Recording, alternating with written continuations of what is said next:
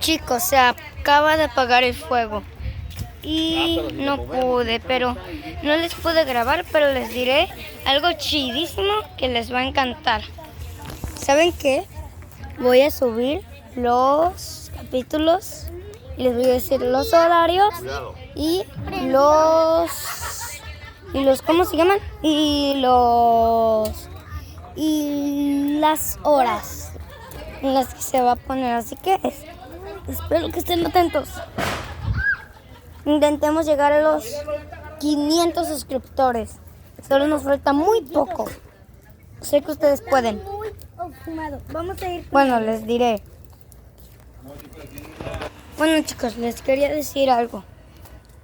Si ven que está un poco cambiada la casa, es porque no estamos en mi casa, estamos en la casa de mis abuelos. Y aparte,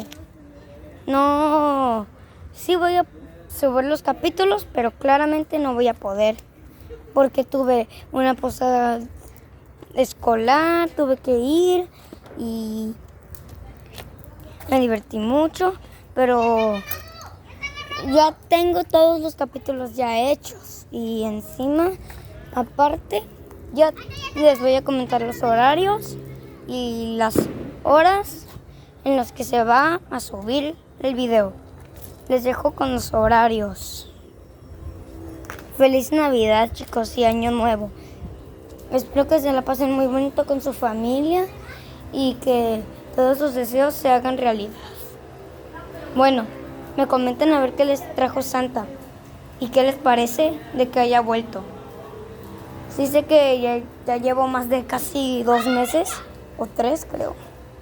Claramente, sí me siento muy mal por haberlos dejado, pero sí, voy a tener que subir más videos diarios. Bueno, miren, la fogata otra vez está volviendo a generar más fuego. Bueno, de fondo les voy a contar lo de la fogata. Ay, me quedan los ojos. Ay. Bueno, voy a ponerles de fondo la fogata. Bueno, chicos, les voy a dejar los horarios. Va a ser el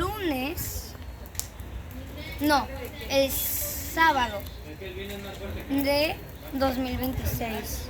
Sí sé que me la pasé. Los voy a subir el sábado a las 2 de la tarde. Se los prometo, pero esto va a ser en el 2026.